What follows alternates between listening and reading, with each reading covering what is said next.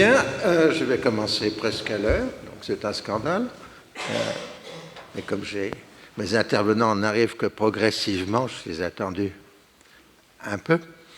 J'ai le grand bonheur de vous avoir aujourd'hui, en ce début de printemps, le 22 mars. Le 22 mars qui rappelle d'autres événements. En effet, quand vous regardez votre mémoire, il y a des événements qui marquent et d'autres qui ne marquent pas. Et on sait qu'un événement qui marque, c'est celui dont vous vous souvenez, dans lequel le contexte vous vous trouvez au moment quand vous avez appris l'événement. Et alors comme ici on est au Collège de France, on n'a pas le risque, on a le problème qu'on a dans les universités, quand on dit vous vous rappelez le 11 septembre, et on s'aperçoit que les étudiants n'étaient pas nés. Hein. Donc là, c'est un peu limité comme danger. Si je prends personnellement mon cas, en septembre 2001, j'étais à Beyrouth, je venais prendre mes fonctions de directeur du Centre d'études et de recherche sur le Moyen-Orient contemporain, et un de mes chercheurs me dit « Viens voir à la télévision, il se passe quelque chose ». Et donc nous avons regardé. Ce que j'ignorais, c'est que mon frère se trouvait dans l'hôtel entre les deux tours, et que quand il y a eu le premier choc, il a eu le bon réflexe de partir en courant. Et quelques heures après, il s'est retrouvé de l'autre côté de New York, en ne savant pas trop ce qui s'était passé. Donc on a l'événement tel qu'il peut être ressenti par la personne présente.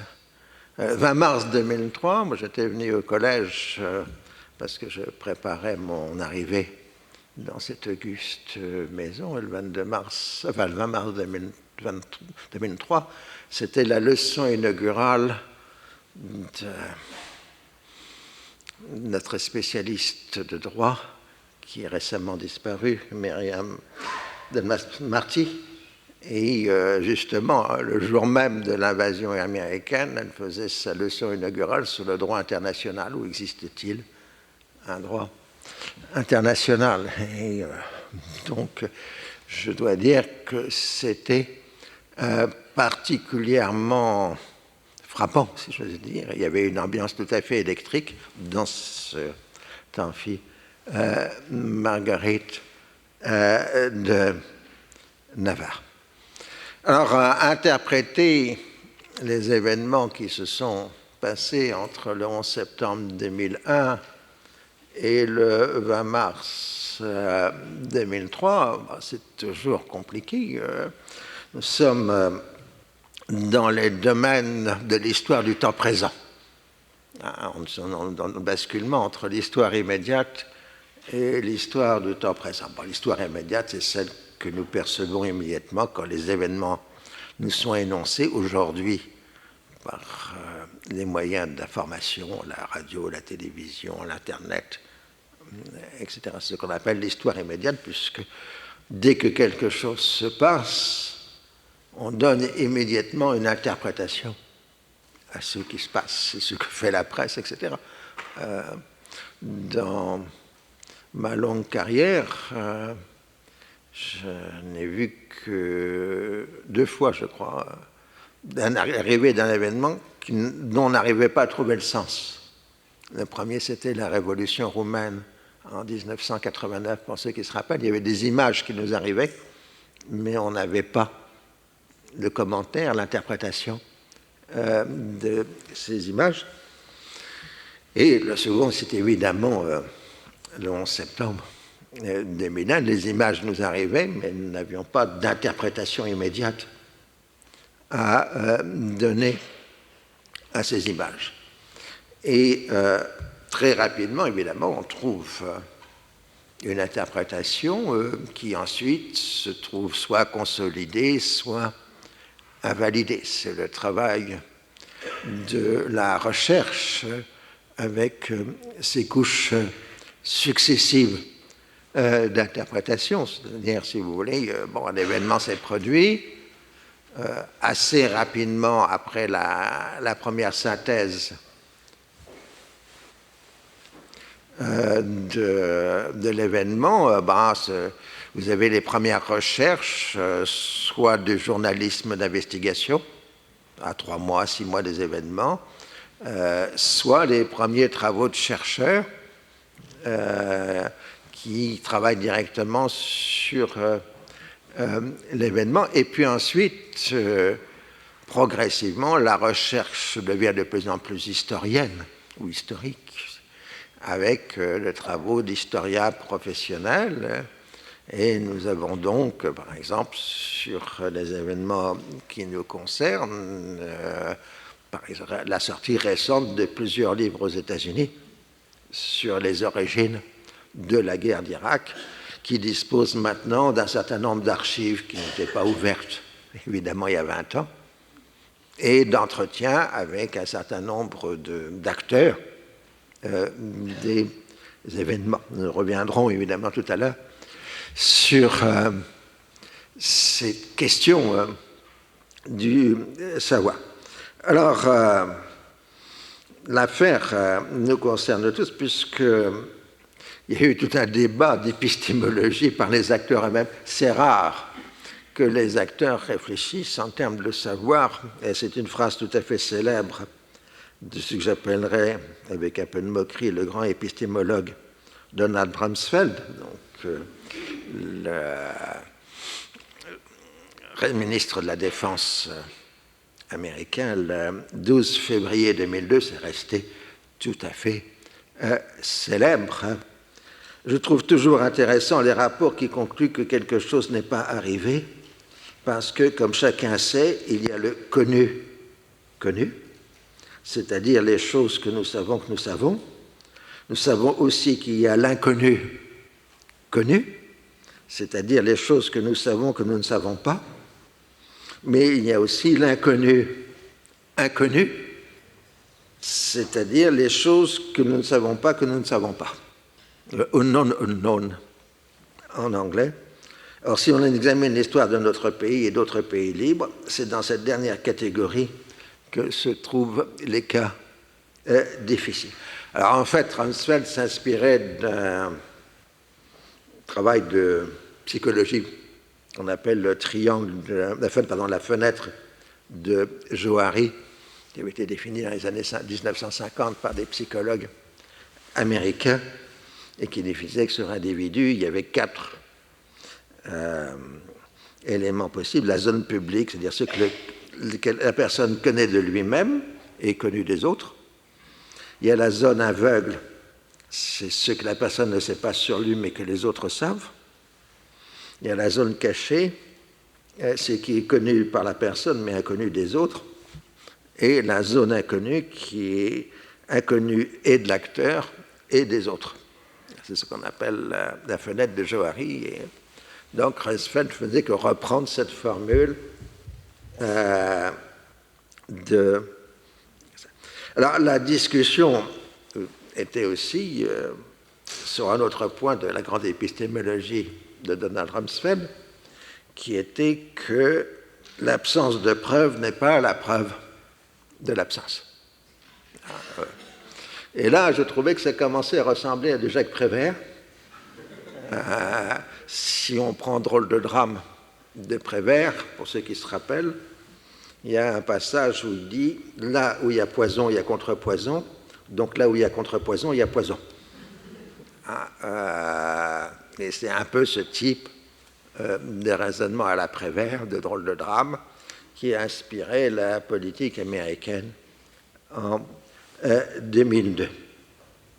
En tout cas, on est justement dans les problèmes du susceptible, du probable et du possible de la part des acteurs. Alors, en histoire, il n'y a pas d'inconnu inconnu, sinon on saurait. Je veux dire, pour l'histoire contemporaine, évidemment, puisque de toute façon, nous sommes surtout submergés par le connu.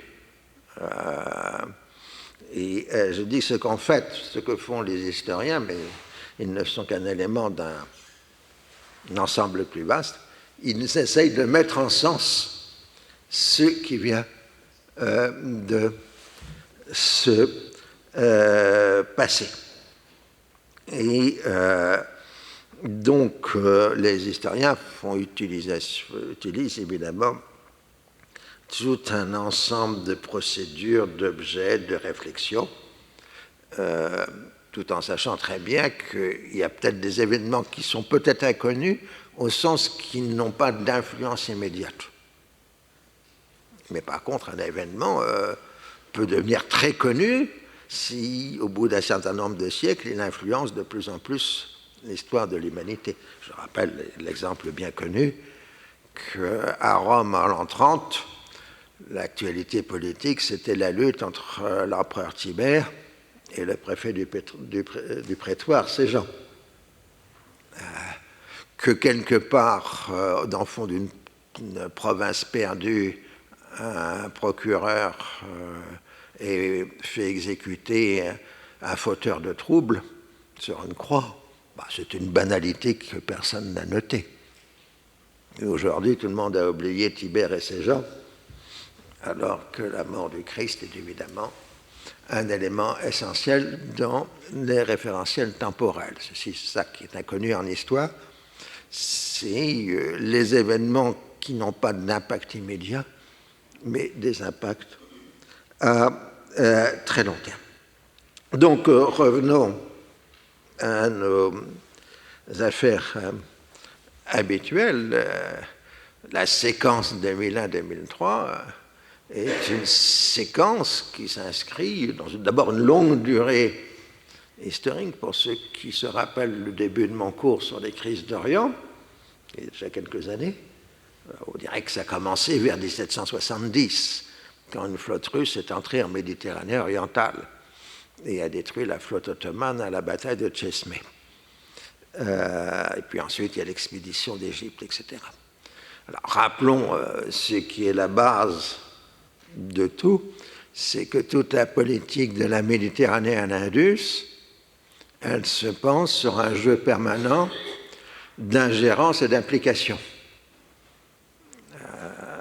Les acteurs politiques ont intégré cela. Si vous êtes en position faible par rapport à votre compétiteur, vous faites intervenir un acteur extérieur, donc vous l'impliquez. Et de l'autre côté, l'acteur extérieur, s'il se trouve à penser à avoir des intérêts dans la région, s'ingère.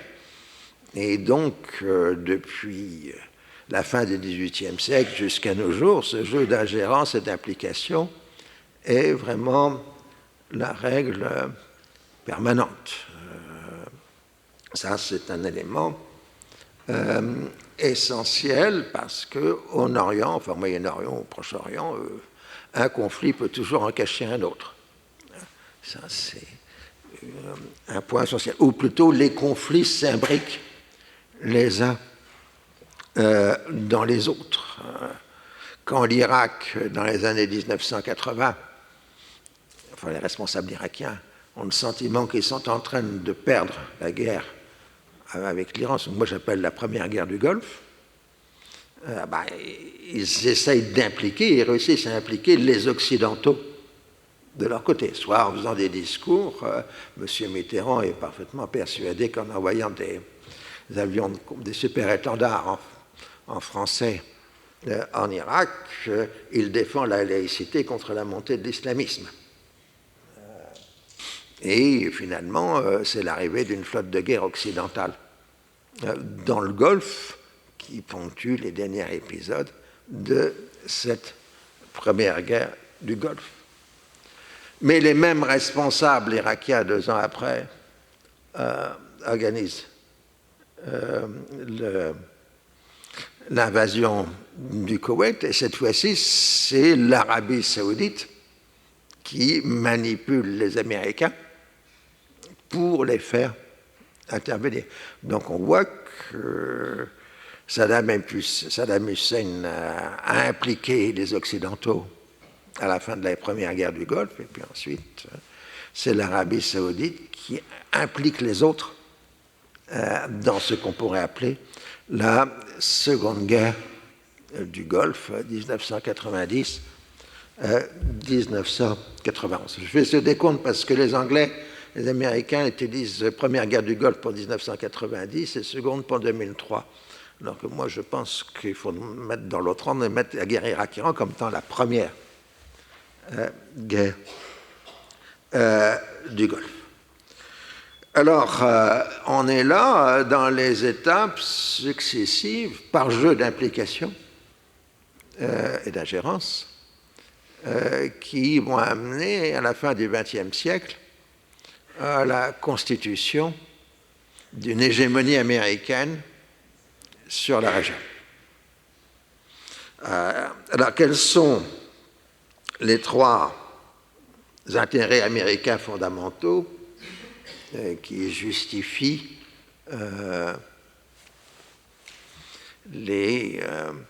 l'action américaine, justifie au sens technique du terme, c'est-à-dire pas qu'ils ont raison. Alors, on ne peut pas mettre un ordre de priorité, comme je dis toujours, ces affaires s'imbriquent les unes dans les autres. Donc, vous avez la protection d'Israël, le libre accès au pétrole et au marché de la région, c'est-à-dire avant tout les pays du Golfe, d'où le fait que pendant des décennies, les Américains font une drôle de gymnastique entre Jérusalem et Riyad pour essayer de concilier des intérêts qui semblent contradictoires et qui peuvent être contradictoires à un moment ou à un autre, comme par exemple en 1973, quand le roi Faisal impose l'embargo du pétrole à destination des États-Unis. Et puis, le troisième, c'est l'imbrication. L'imbrication des conflits de la région dans la guerre froide. À partir du milieu des années 50, le conflit qu'on appelle à l'époque israélo-arabe est complètement imbriqué dans la guerre froide. Et dans cette mesure-là qu'elle est imbriquée dans la guerre froide, on ne sait plus si on est sur un jeu local ou si on est sur un jeu international. En plus, par exemple, qu'un Henry Kissinger développe la théorie du lien, le linkage, qui relie les affaires du Moyen-Orient à l'ensemble des oppositions entre Américains et Soviétiques. Et nous avons des interventions militaires. On oublie toujours qu'entre 1970 et 1972, il y a eu plus de 20 000 soldats soviétiques en Égypte en position de combat et qui se sont battus en 1970. Donc, c'était quand même une intervention soviétique lourde, sans parler de ceux qui étaient en Syrie. Donc, on a ces trois éléments qui sont ceux qui construisent la politique américaine, plus évidemment la géographie, parce qu'il ne faut jamais oublier la géographie. La Méditerranée, c'est l'accès à l'Europe. Donc, si vous étudiez la position de la 6e flotte américaine en Méditerranée,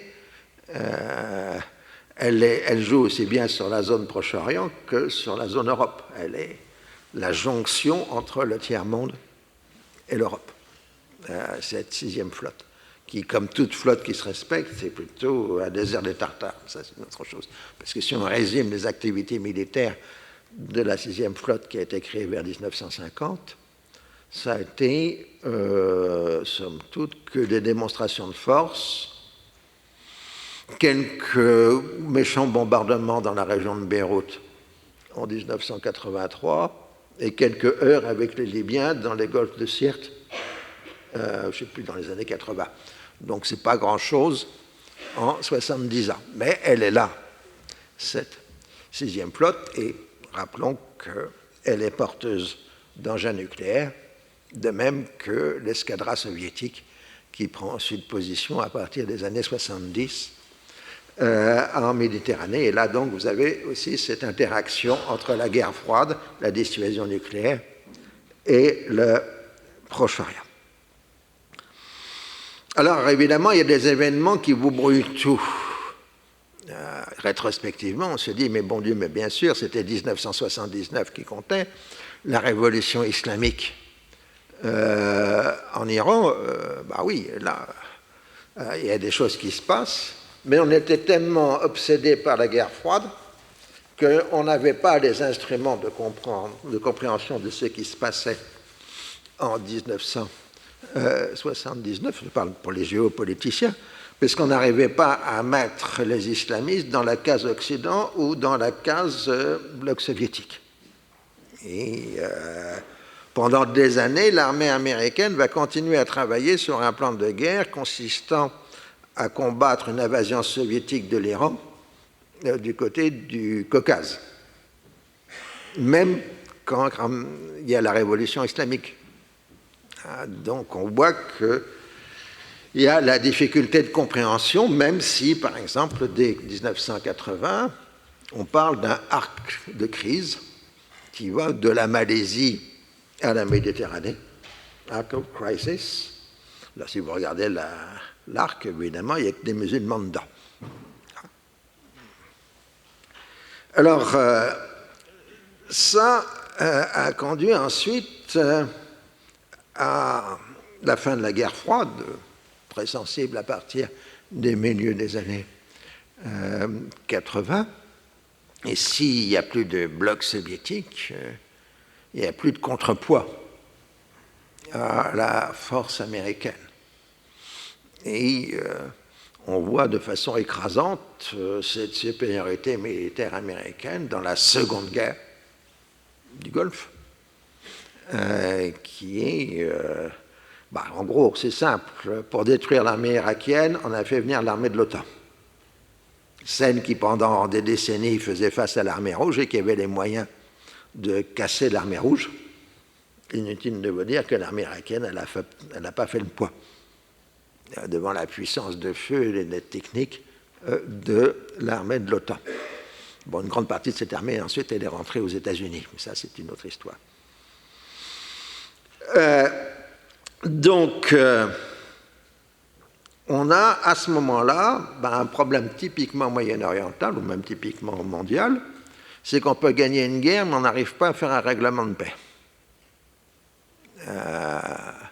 C'est ça le problème.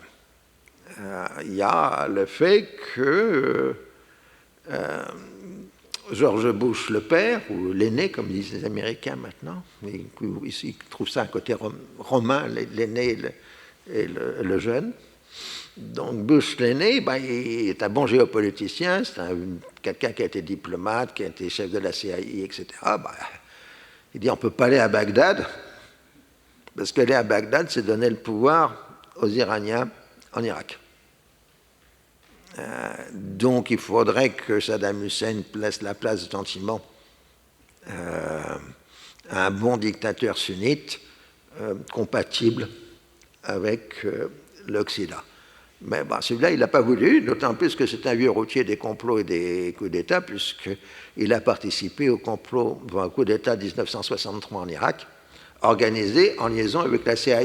Donc il connaît la leçon, puisqu'il l'a vécu lui-même en 1963. Du coup, on est dans le vide, puisque la stratégie américaine va être celle d'un double containment, qui est de contenir à la fois l'Iran et l'Irak, les deux ennemis des États-Unis, mais qui sont aussi ennemis entre eux. Et en même temps, on va convertir au libéralisme économique la région et en faire la paix entre Israéliens et Palestiniens. Alors, d'un côté, vous avez donc cette situation d'un processus de paix qui devient un processus sur le processus, et de l'autre, un double containment qui, à la fin des années 90, est en train de se désagréger. Pourquoi il se désagrège? Parce qu'il y a une contradiction américaine qui est que d'un côté, on dit qu'on impose des sanctions très dures, un véritable embargo qui impose de terribles souffrances à la population irakienne pour que l'Irak dévoile ses armes de destruction massive aux inspecteurs de l'ONU qui sont en fait en partie des gens de la CIA. Et les Irakiens sont parfaitement vus qu'une partie des inspecteurs appartenait à la CIA. Et de l'autre côté, on déclare publiquement par l'Irak Act 1998 qu'on veut un changement de régime à Bagdad. Alors on ne peut plus rien faire dans ces conditions-là parce que le dictateur, on lui demande gentiment de partir. Et il n'a à la limite aucun intérêt à céder aux Américains, puisque s'il aurait pu faire un marché en disant, ben voilà, je vous accorde tout ce que vous voulez, vous me maintenez au pouvoir. Mais ça, les Américains n'en veulent pas. Et donc, il y a ce fait que l'embargo, à partir des années 98-99, se désagrège progressivement et que la marge de la manœuvre irakienne augmente de façon continue, même si l'embargo demeure officiellement. Et puis autre chose qu'on ne voit pas, il y a des experts qui voient, mais dont on n'a pas vraiment conscience, c'est l'émergence de ce qu'on appellera le djihadisme international, avec les premiers attentats d'Al-Qaïda, etc., et la définition des États-Unis contre l'ennemi. Alors, il y a une perception d'un danger aux États-Unis, c'est réel, mais ce n'est pas une préoccupation majeure de l'administration Clinton finissante, et ce n'est pas une interrogation majeure de la nouvelle administration Bush, de Bush le jeune, quand il accède au pouvoir en janvier 2001. Alors certes, il y a des gens qui sont très interventionnistes, on va revenir, les néoconservateurs, mais l'agenda politique de la nouvelle administration américaine est vraiment concentré sur la politique intérieure américaine. Et le 11 septembre, à ce moment-là,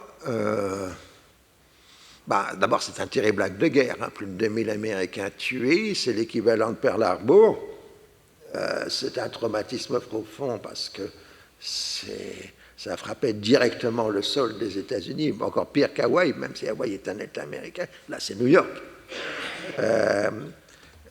quand même. Et on a donc un désir de revanche et une peur d'une offensive, d'une seconde attaque. D'autant plus que dans les semaines qui suivent le 11 septembre, il y a des attentats à l'anthrax aux États-Unis qui entretiennent la peur. Alors on en découvrira plus tard que ça n'a rien à voir avec le Moyen-Orient, l'affaire de l'anthrax, mais pour les responsables américains, le danger est là. Alors, c'est là où les derniers ouvrages consacrés à la mécanisme de décision américaine ont apporté quelques éclairages par rapport au récit qui a été construit assez rapidement par rapport aux événements. D'abord, une chose, c'est vrai qu'on a parlé d'attaquer l'Irak assez tôt, mais la décision définitive pour lancer l'offensive de l'Irak contre l'Irak, c'est janvier 2003. Avant janvier 2003, l'administration prépare la guerre, mais la décision n'est pas faite de la faire. Et c'est ça où ceux qui prennent la défense de George Bush aujourd'hui disent attention, la guerre n'était pas inévitable, elle n'a été décidée que 2 mois avant le début des opérations. Et on a un problème de connaissance. On a cité tout à l'heure Donald Rumsfeld, le connu inconnu, l'inconnu inconnu. D'abord, le 11 septembre, c'est une catastrophe dans le renseignement. Ils n'ont pas vu venir. Alors, on sait aujourd'hui qu'ils n'ont pas vu venir parce qu'il y avait un conflit entre le FBI d'un côté, la CIA et la NSA de l'autre. Et ça porte notamment sur la notion de renseignement. Un renseignement, il faut qu'il vienne d'une source qu'on pourrait définir comme occulte, qu'on ne doit pas rendre publique. Or, si vous donnez les renseignements FBI, ça se termine par une procédure judiciaire dans laquelle les éléments du renseignement sont rendus publics. Et ça, c'est le problème permanent du renseignement depuis l'origine. On ne peut pas l'utiliser dans une procédure judiciaire, à moins, sinon on brûle la source. Et de ce fait, la CIA et le NSA ont fait de la rétention d'informations par rapport au FBI, qui avait senti qu'il y avait quelque chose qui se préparait, et qu'une fois que le 11 septembre passé, on s'est rendu compte que si on avait réuni tous les éléments que les trois agences avaient, on aurait pu intercepter les gens du 11 septembre, parce qu'ils étaient tous repérés. Mais on n'avait pas la diffusion des informations entre les trois agences américaines. Donc il y a un choc sur le renseignement. Il faut bien le comprendre, il y a un problème de base sur le renseignement. Les grandes agences sont parues peu fiables.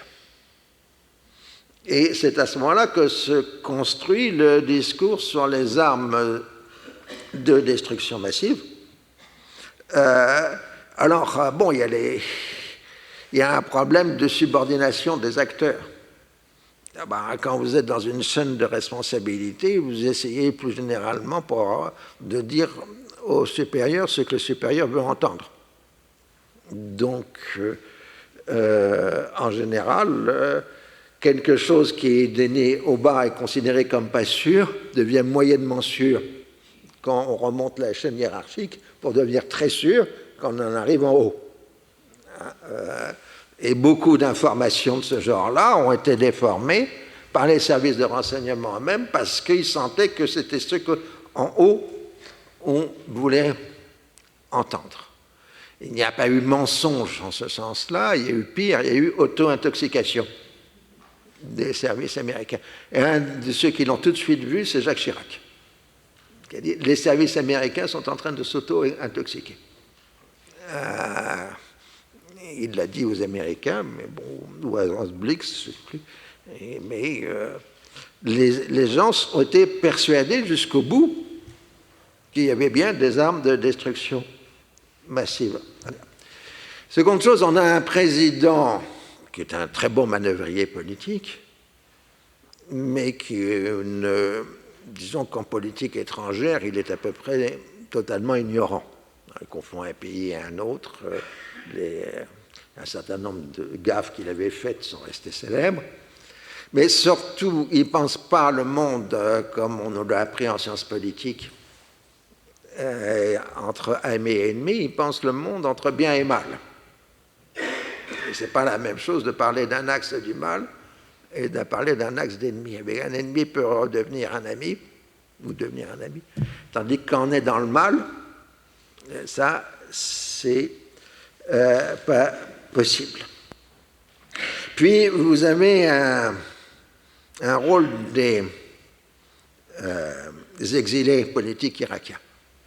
Ça, ils ont joué un grand rôle parce qu'ils ont compris très vite que leur relais à Washington voulait entendre parler d'armes de destruction massive. Ils les ont donc inventés. Et ils ont corroboré ce que les gens voulaient entendre à Washington. En un certain sens, des gens comme Chalabi ont manipulé les Américains durant toute cette période. Puis, vous avez des discussions de techniques militaires. Vous avez un Donald Rumsfeld qui est en train d'inventer une nouvelle théorie militaire de la puissance de feu telle qu'il faut que quelques milliers de soldats pour détruire les forces de l'ennemi. Enfin, vous avez ce qu'on a appelé les néoconservateurs. C'est peut-être la dernière fois que des intellectuels ont joué un rôle politique important aux États-Unis. Alors, toute l'administration Bush n'est pas composée que de néoconservateurs. On faut rappeler que les néoconservateurs, ils viennent de la gauche. Souvent, ce sont des anciens trotskistes. Trotsky a toujours été une excellente école de formation un peu partout dans le monde.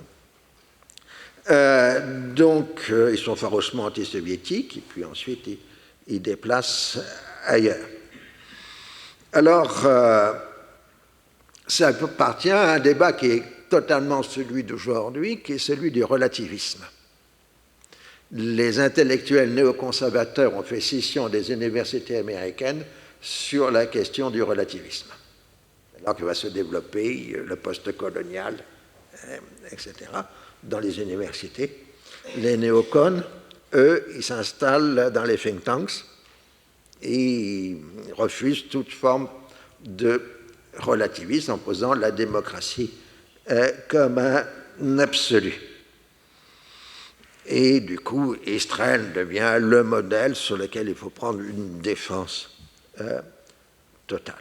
Donc les néocons jouent en tout cas un certain rôle dans la formulation des problèmes, la vision, avec des choses bizarres comme des démocraties de Vénus et des démocraties de Mars. Il y a les démocraties de Mars qui font la guerre et des démocraties de Vénus qui sont restées pacifiques. Donc on ne sait pas très bien pourquoi ils veulent démocratiser le Moyen-Orient, parce que s'ils veulent démocratiser le Moyen-Orient, ils peuvent avoir des démocraties de Mars au Moyen-Orient, et on n'est pas ramené, enfin, on est plutôt ramené au problème précédent. Alors aujourd'hui, on a un peu nostalgie des néoconservateurs, parce que ceux qui leur ont succédé au Parti républicain, c'est absolument terrifiant, c'est Trump, c'est DeSantis aujourd'hui. Au moins dans l'administration Bush le jeune, il y avait une forte armature intellectuelle. Pas du président, mais le président, on lui a expliqué des choses de sciences politiques, il disait « Ah ça c'est génial ». Par exemple, on lui a expliqué qu'on avait inventé la diplomatie coercitive. C'est-à-dire exercer des pressions, tout simplement. Alors pour en terminer sur le sujet des néoconservateurs, je reprendrai Prévert parce que je crois qu'il a tout dit dans un petit texte bien célèbre que j'adore. Il ne faut pas laisser les intellectuels jouer avec les allumettes parce que, messieurs, quand on les laisse seuls, le monde mental, messieurs, n'est pas du tout brillant. Et sitôt qu'ils seuls travaillent arbitrairement, s'érigeant pour soi-même et soi-disant généreusement en l'honneur des travailleurs du bâtiment, un automonument, répétons-le, monsieur, quand on le laisse seul, le monde mental ment monumentalement. Et je pense que c'est un peu ce qu'on peut dire des néoconservateurs américains. Le monde mental ment monumentalement. Alors voilà le cadre pour ce que je voulais faire ce matin, parce que je voulais traiter dans ma présentation de ce qui ne sera pas vraiment traité par les autres intervenants, sauf peut-être par nos amis diplomates en fin de journée, parce que nous allons regarder des connus inconnus ou des inconnus connus, c'est-à-dire donc les questions du djihadisme, de l'islamisme, puis nous reviendrons à nos amours de jeunesse sur la Palestine. En tout cas, ce qui est certain, c'est que tout de suite s'est mis en place un récit et que ce récit demande d'être retravaillé un peu, c'est un peu le but d'aujourd'hui. Et nous rappelons aussi que les récits sont aussi des images, des symboles, des icônes, et que là, nous avons les deux grandes images de cette période. Bon, la première, évidemment, a été spontanée, je dirais, elle n'a pas été inventée, tandis que la seconde avait été travaillée par des services de communication. Je vous remercie, je cède la place à la première session.